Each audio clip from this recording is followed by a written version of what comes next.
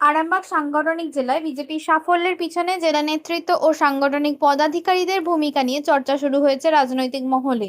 আগে যেখানে জেলার 7টি আসনের মধ্যে বিজেপির দখলে ছিল 4টি বিধানসভা আসন, সেখানে এবার চন্দ্রকোনা, হরিপাল ও তারকেশ্বর জিতে সবকটি আসনেই সাফল্য পেয়েছে দল। বুথ ভিত্তিক সংগঠন শক্তিশালী করা, কর্মীদের সক্রিয় রাখা এবং সাধারণ মানুষের সঙ্গে যোগাযোগ বাড়ানোর কাজে জেলা নেতৃত্ব দীর্ঘদিন ধরেই জোর দিয়েছিল বলে দলীয় সূত্রের দাবি।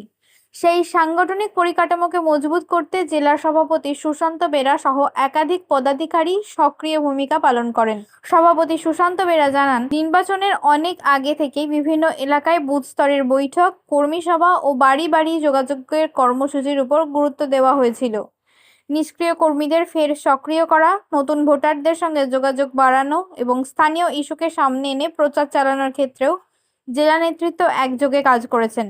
রাজনৈতিক বিশ্লেষকদের একাংশের মতে এবারে নির্বাচনে বুথভিত্তিক সংগঠনের জোরই বিজেপির অন্যতম শক্তি হয়ে উঠেছে। সভাপতি জানান, এখন মূল লক্ষ্য উন্নয়ন ও মানুষের পাশে থেকে কাজ করা, পাশাপাশি কর্মীদের সংযত থাকার এবং রাজনৈতিক প্রতিহিংসা এড়ানোর বার্তাও দেন তিনি। 26-এর এই যে বিধানসভায় জয়, আপনার নেতৃত্বে বলুন, আপনি সভাপতি, আরামবাগ জেলা সভাপতি, এটা কিভাবে ব্যাখ্যা করবেন, এটা যদি একটু বলেন। দেখুন, 26-এ বিধানসভার যে নির্বাচন হয়েছে, সেই নির্বাচনে মানুষ ভারতীয় জনতা পার্টির পাশে থেকেছে, আশীর্বাদ করেছে, তার রায় আমরা পেয়েছি।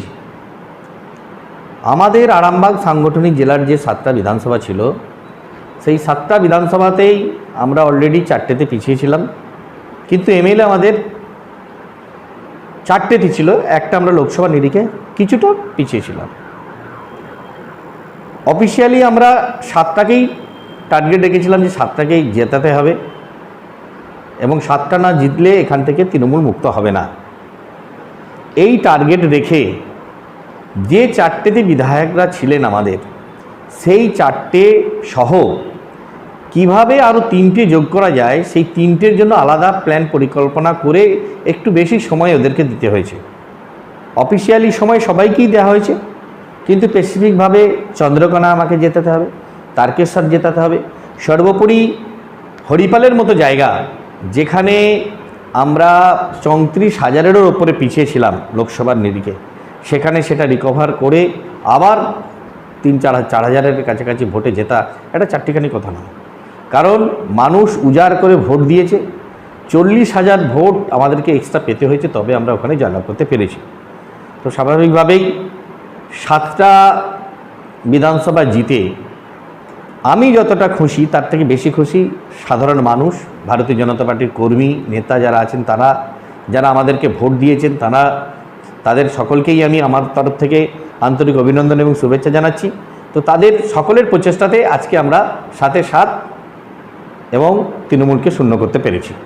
আরামবাগ মহকুমা এই 4টে সিটি আপনার ছিল, কিন্তু এই আলাদা করে যেগুলো বললেন, চন্দ্রকোনা, হরিপাল এবং তারকেশ্বর, এখানকার মানুষের জন্য আলাদা করে আপনি সময় দিয়েছেন। তো সেখানকার মানুষের থেকে সব থেকে কোন কোন বিষয়ের উপর বেশি সাড়া পেয়েছিলেন বা প্রতিক্রিয়া পেয়েছিলেন, কোন কোন বিষয়ের উপরে?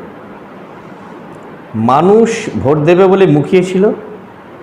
আমরা কেন্দ্রীয় সরকারের যে যোজনাগুলো আছে সেগুলো মানুষের সামনে তুলে ধরেছি, আর এই রাজ্যের যে অপসংস্কৃতি চলছে সেটা আমরা তুলে ধরেছি। আর জিকর কাণ্ড থেকে আরম্ভ করে সমস্ত বিষয় মানুষের ওখানে যখন ডোর টু ডোর প্রোগ্রাম আমরা করি, মানুষের প্রচুর সাড়া পেয়েছি। মানুষ বলেছে ঠিক আছে, এইবারে পরিবর্তন পাল্টানো দরকার, তো পাল্টাতেই হবে। তো মানুষের মধ্যে একটা চাপা গুঞ্জন ছিল। এবারে কিন্তু কেউ স্বতঃস্ফূর্তভাবে আলোচনা করেনি যে এবারে বিজেপি জিতছে, কী হবে তারা বুঝতেই পারেনি।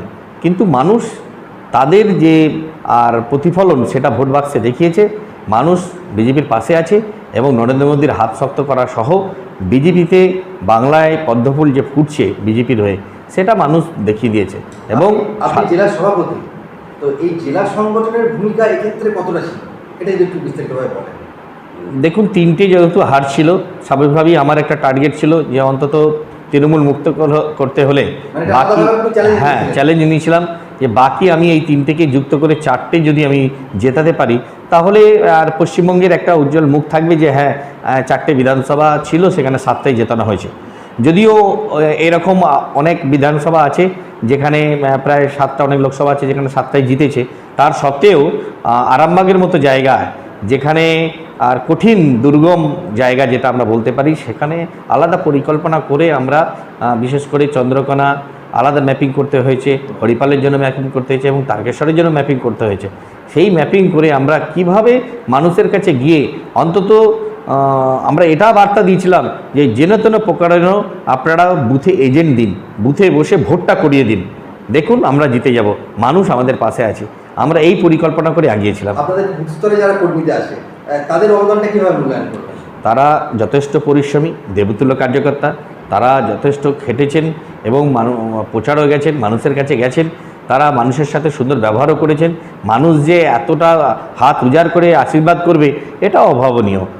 মানুষ চেয়েছে বিজেপি ক্ষমতায় এসেছে, বাকি যে বিষয় আছে সেটা আমরা পরবর্তী সময় দেখব।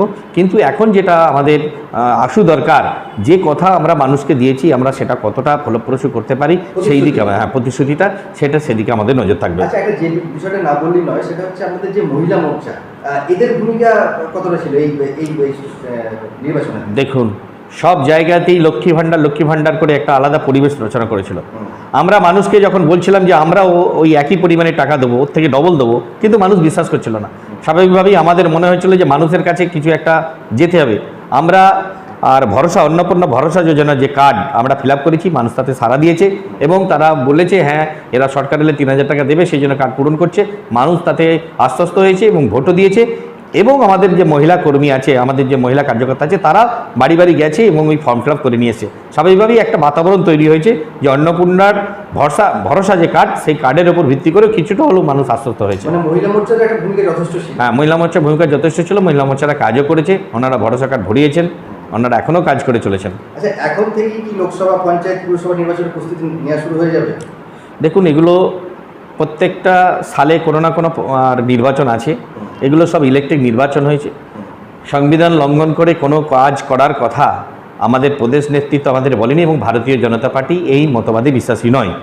যেখানে যা পঞ্চায়েত হোক, মিউনিসিপ্যালিটি হোক, যেখানে যার মেয়াদ আছে সেখানে তারাই কাজ করবেন, অসুবিধা হলে আমাদের সহযোগিতা নেবেন। কিন্তু তার আগে কোনোভাবেই আমরা জবরদস্তি করে কোনো কিছুই আমরা চালাবো না। যেটুকু ওদের অসুবিধা হবে আমাদের সহযোগিতা চাইলে আমরা পূর্ণ সহযোগিতা করব।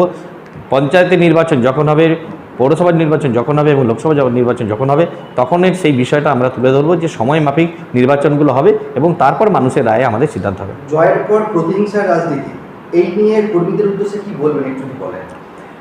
আমরা বারবার বার্তা দিয়েছি যে এখন কোনোভাবেই কারোর গায়ে হাত দেওয়া থেকে শুরু করে যে সন্ত্রাসটা এখন আর ছোটোখাটো চলছে, এটা ভারতীয় জনতা পার্টির কর্মী এবং সমর্থকদের কাজ নয়। ওনারা এই কাজ করছেন না। 4 তারিখে দুপুর 12টার পর যে সমস্ত নয়া বিজেপি হিসেবে ঢুকেছে, যারা অন্য পার্টি করতো আর বিজেপির আর উত্তরীয় গামছা কিনে নিয়ে তিলক পরে এই ঘটনাটা ঘটাচ্ছে, ভারতীয় জনতা পার্টির পুরনো কর্মী সমর্থক যারা আছে, যারা কাজটা করেছে, তারা কোনোভাবেই এর সাথে যুক্ত নয়।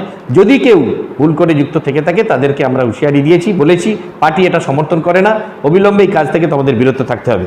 শুধু সন্ত্রাসের বলি নয়, কোথাও তলাবাজি, কোথাও পয়সা আদায় করা, সিকিউরিটি দেয়া যে তোমার কিছু হবে না, এই ধরনের যে সমস্ত কাজগুলো করছে মানুষ, কোথাও দোকান বন্ধ, সমস্ত কাজ থেকে বিরত থাকতে বলা হয়েছে এবং সচেতন থাকতে বলা হয়েছে।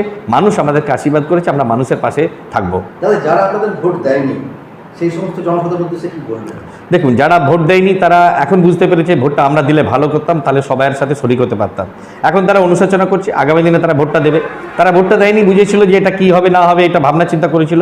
এমন অনেক মানুষ আছে যারা ভোটটা দেয়নি, তাহলে তো পুরোপুরি ভোটটা পেতাম। তো এখন তাদের বুঝতে অসুবিধা হয়নি যে সারা পশ্চিমবঙ্গ জুড়ে সবাই একটা পরিবর্তনের ঢেউ তুলেছিল, আমরাই বিপক্ষে গেছি। পরবর্তী ক্ষেত্রে তারা আবার আমাদের পাশে আসবে, তারা ভোট দেবে। একদম শেষ প্রশ্ন, সুশান্ত বেরার হাতে 4টে এমএলএ ছিল আরামবাগে, এখন সেটা 7টা হয়েছে। তো সুশান্ত বেরার কি জেলা সভাপতি পদ থেকে আর পদোন্নতি হতে পারে? দেখুন, এটা সাংগঠনিক দল, প্রদেশ নেতৃত্ব যেটা বলবে সেটা মানতে হবে এবং প্রদেশ নেতৃত্ব যা বলে, যা সিদ্ধান্ত হয় সেটা আমিও মান্যতা দিয়ে কাজটা করি। পার্টির সিদ্ধান্তের বাইরে আমরা কেউ যেতে পারি না। পার্টি যেটা ভালো বুঝবে করবে, সেটা মেনে নিতে হবে। পার্টি আমাদেরকে কাজে লাগাবে, পার্টি আমাদেরকে বলবে এই দায়িত্ব নিয়ে কাজ করো। সুতরাং এটা সম্পূর্ণভাবে পার্টির উপর নির্ভর করে, এটা কারো ব্যক্তিগত ব্যাপার নয়। পার্টির একটা নির্দিষ্ট রুল এবং সংবিধান আছে, আদর্শ আছে, নীতিনিষ্ঠ আছে।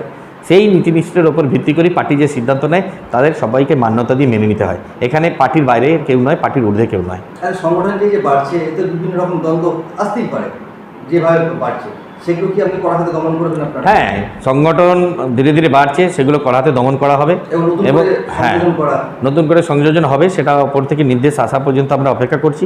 যারা যা কিছু অনৈতিক কাজের সাথে যুক্ত আছে আমি তাদেরকে বারবার অনুরোধ করছি, তা নাহলে কঠিন ব্যবস্থা যখন নেবে তখন তারা বুঝতে পারবে। কারণ তোলাবাজি বন্ধ। একদম সম্পূর্ণভাবে বন্ধ করতে হবে। কোনোভাবেই মানুষকে হ্যাকেল করা যাবে না, অপদস্থ করা যাবে না, কোনোভাবেই কোনো মানুষকে অপমান অপদস্থ কোনোভাবেই জোরজুলুম করা যাবে না। এটা আমরা নির্দেশ ওপর থেকে আমাদের রাজ্য সভাপতি দিয়েছেন, আমাদেরও জেলাভিত্তিক এই নির্দেশ দেওয়ার কথা সুশাসন বলা ফিরে হয়েছে। আসবে।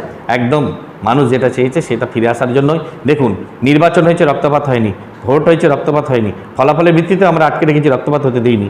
সুতরাং স্বাভাবিকভাবেই ভারতীয় জনতা পার্টির প্রতি একটা আস্থা ভরসা আছে।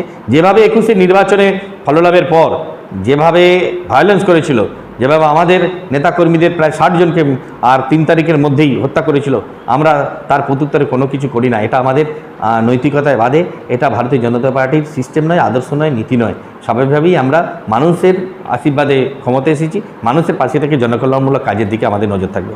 অসংখ্য ধন্যবাদ আপনাকে আমাদের সময় দেওয়ার জন্য। নমস্কার। এবার হাতের কাছেই মিলবে অত্যাধুনিক ও নির্ভরযোগ্য স্বাস্থ্য পরিষেবা। আরামবাগ, খানাকুল ও পরশুরা থানা এলাকার মানুষদের জন্য এক বড় সুখবর। খানাকুলের সেকেন্দারপুরে গড়ে উঠেছে একটি আধুনিক ও সুসজ্জিত nursing home, Lifeline Health Care. Director Sanjay Palu. এই নার্সিং হোমে রয়েছে 24 ঘন্টা রোগী দেখানোর ও ভর্তি করার সুব্যবস্থা। সঙ্গে রয়েছে বিনামূল্যে অ্যাম্বুলেন্স পরিষেবা। অভিজ্ঞ পরিষেবা ও যত্নশীল ব্যবস্থাপনায় আপনার সুস্থতার নির্ভরযোগ্য ঠিকানা লাইফলাইন হেলথ কেয়ার। যোগাযোগ 9735481158 7432984404।